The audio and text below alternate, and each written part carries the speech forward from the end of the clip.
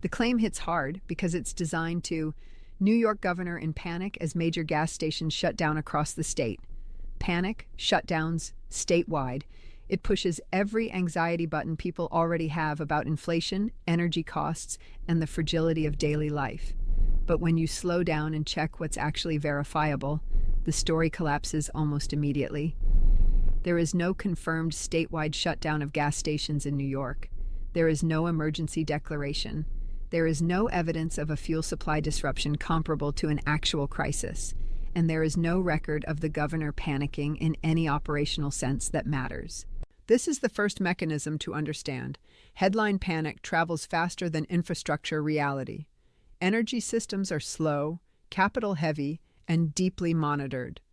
If a large share of gas stations across New York suddenly shut down due to supply failure, it would show up everywhere at once.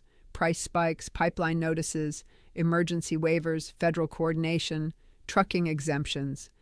None of that is happening.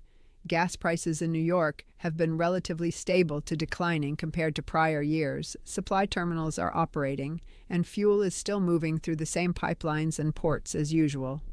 That alone should make you skeptical of the framing. So where does the story come from? From a familiar source. Conflating long-term corporate restructuring with short-term crisis. Some major fuel retailers are closing individual locations.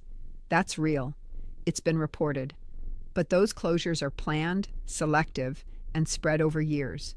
A station closes because the land is valuable, the margins are thin, or the company wants to redeploy capital elsewhere.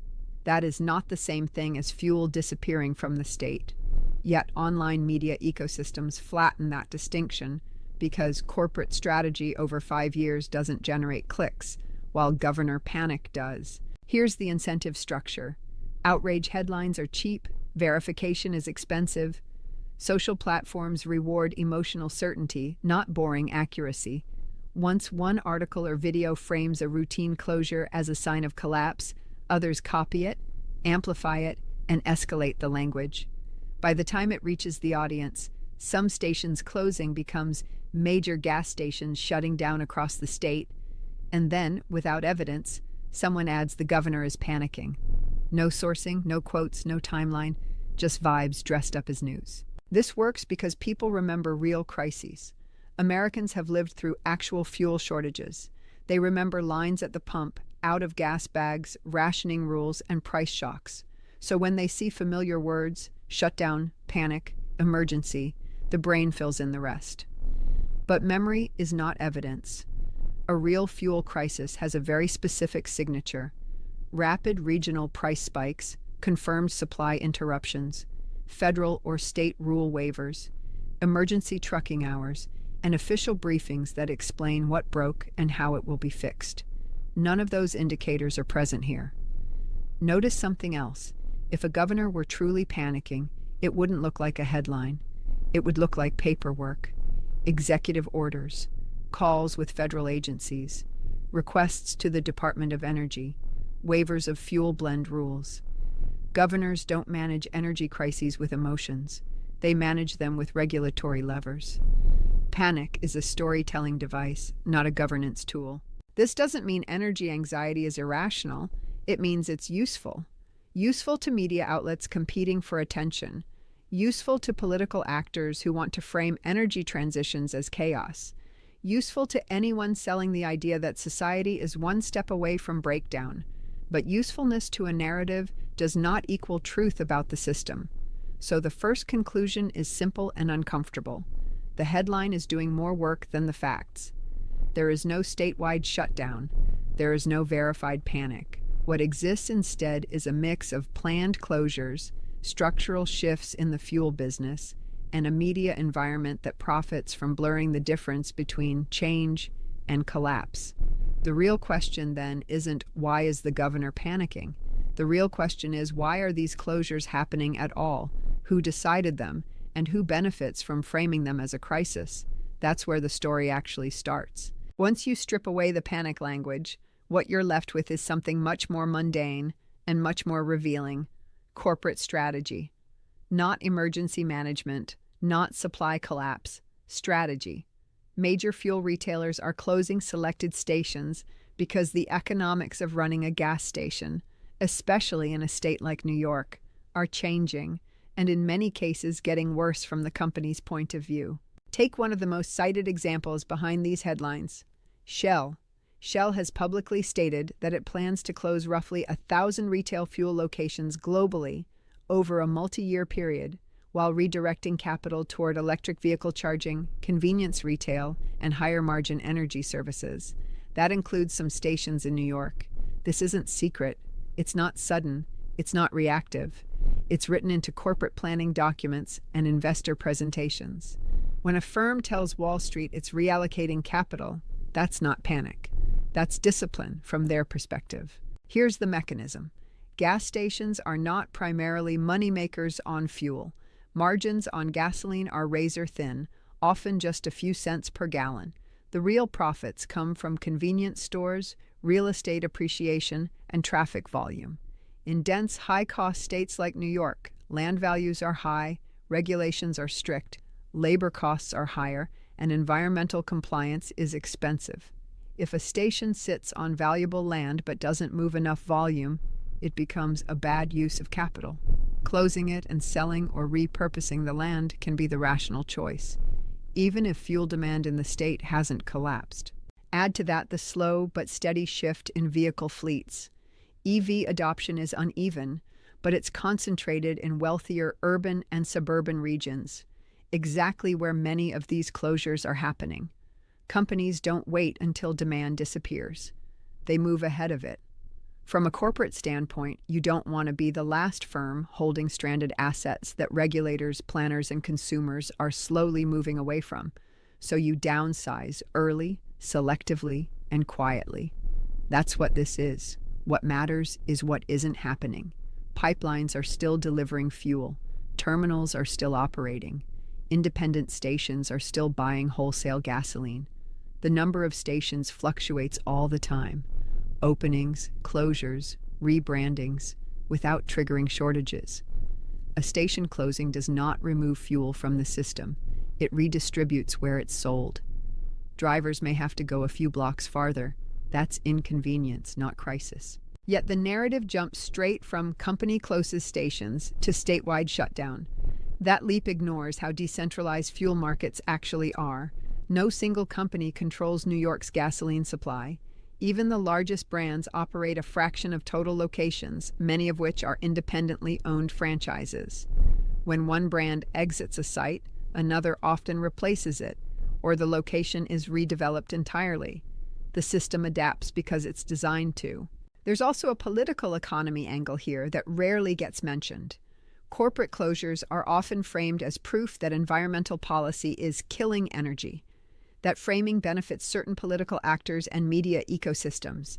It converts a boardroom decision, driven by profit expectations and asset allocation, into an ideological morality play.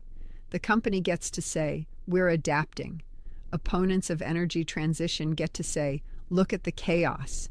And the public is left thinking something broke, when in fact something shifted. This is why it's dangerous to confuse structural change with system failure.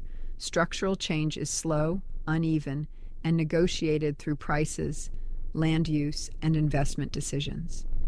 System failure is abrupt, chaotic, and requires emergency intervention. We are not seeing the second. We are seeing the first. And that leads to the next step.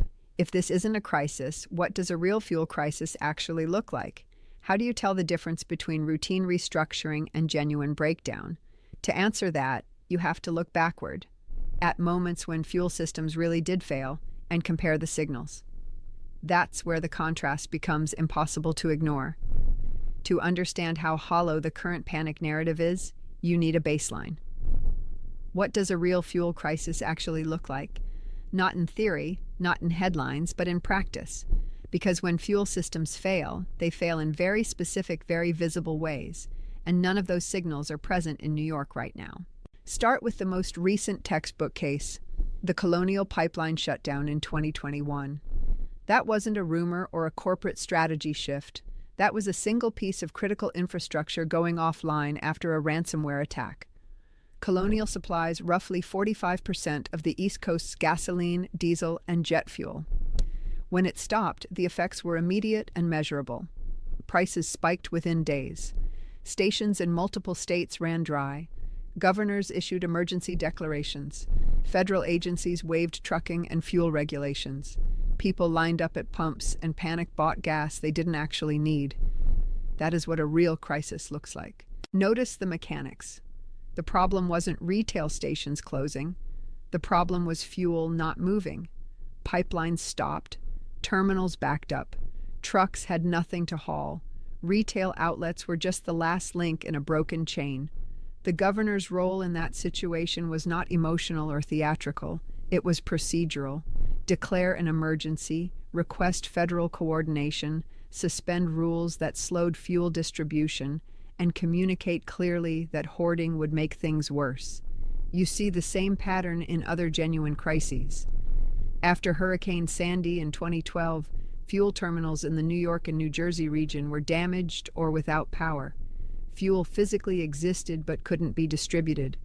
Again, price spikes, rationing systems, National Guard involvement, odd-even fueling rules. The public didn't need a headline to tell them something was wrong. They could see it at the pump. Compare that to today. There are no emergency waivers, no rationing plans, no federal releases of strategic reserves tied to New York, no abnormal wholesale price movements signaling scarcity. The logistics chain, pipelines, barges, terminals, trucks, is functioning.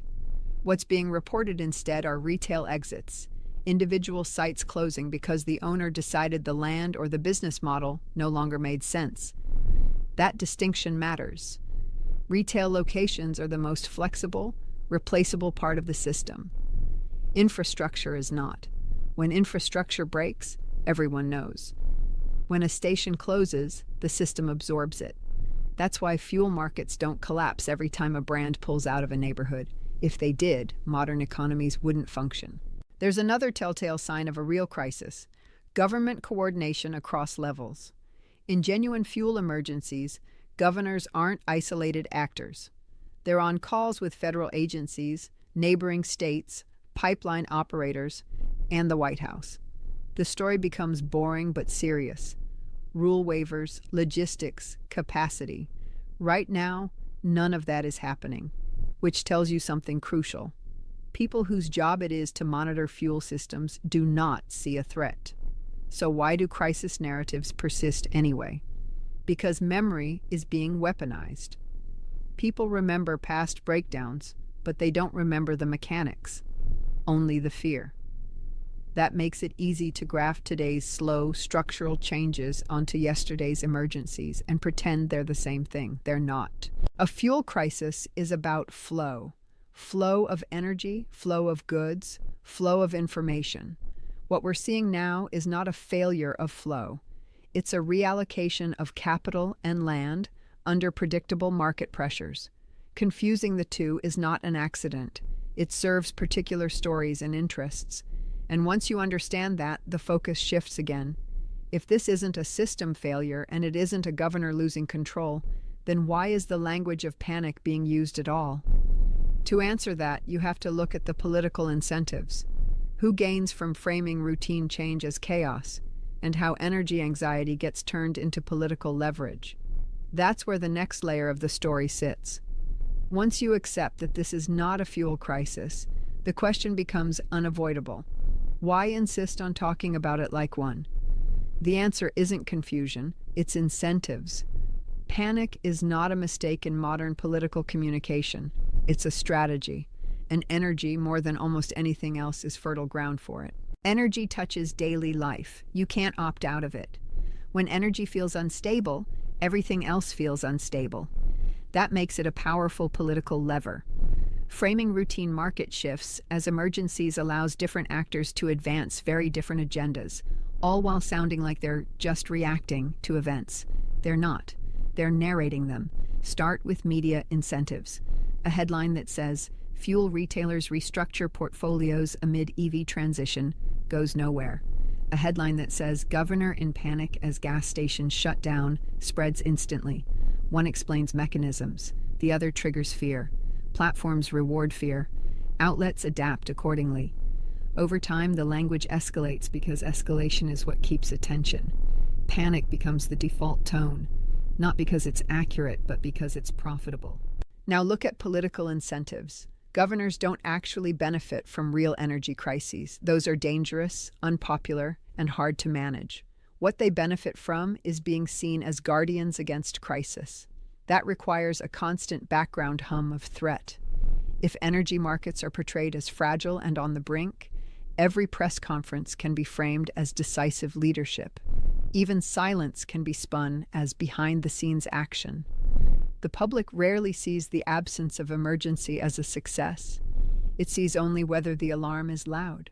On the opposite side, energy panic is useful for political opponents. If you want to argue that climate policy, environmental regulation, or electrification is reckless, you don't need to prove causation. You just need proximity. A gas station closes, that becomes proof of policy failure. Never mind that the decision came from a corporate boardroom focused on profitability and asset rotation. The closure is rebranded as government overreach, even when no regulation forced it. This is where the narrative becomes detached from governance. Actual energy governance is dull. It's permits, infrastructure timelines, environmental reviews, coordination with utilities, and long-term planning. None of that fits into viral content. So instead, politics gets theatrical. Words like panic, shutdown, and collapse replace descriptions of incentives and trade-offs. The system is presented as fragile, even when it's functioning exactly as designed. And notice what gets lost in this framing: responsibility. If closures are portrayed as inevitable chaos caused by abstract policy, corporate actors disappear from the story. Their strategic choices become acts of nature. Nobody asks why a company chose to close a profitable urban station but keep a less profitable one elsewhere. Nobody asks how real estate values, franchise structures, or shareholder demands shape those decisions. Panic narratives depoliticize capital by pretending it's reacting, not acting. There's also a feedback loop at work. The more energy is framed as unstable, the more consumers hoard, speculate, or overreact, which can actually create the very shortages people fear. We've seen this before. Panic is contagious, and in energy markets, perception can briefly move prices even when fundamentals haven't changed. That gives panic narratives a self-justifying quality. They create the volatility they claim to report. So when you hear that a governor is in panic, what you're really hearing is a political story being told about energy, not a report on energy itself. The emotion is the message. The system is secondary, which brings us to the final step. If panic isn't the real issue and closures aren't the real threat, then what actually matters for fuel markets going forward? What are the structural pressures that could produce genuine instability, not imaginary ones? That's where the conversation has to go if it's going to be honest. If you want to talk seriously about fuel risk, not clickbait risk, not political theater, but actual material risk, you have to stop staring at gas station signs and start looking at structure. Real instability doesn't come from a few branded locations closing. It comes from how energy systems are built, financed, regulated, and maintained over decades. That's where the pressure points are. And that's where future crises, if they come, will originate. Start with infrastructure. The United States runs on aging pipelines, refineries, terminals, and distribution hubs, many of them built in the mid-20th century. They require constant maintenance, regulatory approval to upgrade, and political permission to expand or replace. When investment lags or projects stall, the system becomes brittle. That brittleness doesn't show up as gradual station closures. It shows up as sudden, cascading failures when something breaks. Weather events, cyber attacks, or mechanical faults expose weaknesses that were invisible during normal operations. Then there's concentration. Refining capacity in the U.S. has become more centralized over time. Fewer refineries handle larger volumes. That improves efficiency in good times, but increases risk in bad ones. When one major refinery goes offline, there are fewer backups. That's a structural vulnerability, and it has nothing to do with whether a particular gas station brand decides to exit a neighborhood in New York. Next comes policy uncertainty. Energy markets hate ambiguity. Long permitting timelines, shifting regulatory signals, and unresolved fights over pipelines and transmission lines create hesitation in investment. Companies respond rationally. They delay, downsize, or redirect capital elsewhere. That doesn't cause immediate shortages, but it does shape what the system will look like 10 years from now. The danger isn't that fuel disappears tomorrow, it's that replacement capacity doesn't get built in time for whatever demand remains. Layer on global volatility. Oil is priced globally, not locally. Wars, sanctions, production decisions by exporting countries, and financial speculation all move prices regardless of what happens at a handful of New York stations. States don't control that. Governors don't control that. Pretending local retail closures are the main threat distracts from the real exposure, a system tied to global markets that can turn suddenly and violently. And finally, there's transition risk. The shift toward electrification is uneven. Some regions move faster than infrastructure can support. Others lag behind demand changes. That creates mismatches. Rural areas risk underinvestment. Urban areas face congestion and land constraints. If the transition is poorly managed, you don't get a clean handoff. You get gaps. Those gaps are where real disruption can occur, not in the headlines, but in logistics. So here's the bottom line. The story about a panicking governor and shuttered gas stations isn't just wrong, it's a distraction. It pulls attention away from the real questions. Are we investing in resilient infrastructure? Are we managing transition risks honestly? Are corporate decisions being treated as political fate instead of economic choice? And are we preparing for the kinds of shocks that actually break systems? Energy systems don't fail because people panic. People panic because systems fail. Reversing that order makes for good content, but bad understanding. And if we keep mistaking structural change for collapse, we'll miss the warning signs when a real crisis finally does arrive. And by then, no headline will be able to exaggerate it.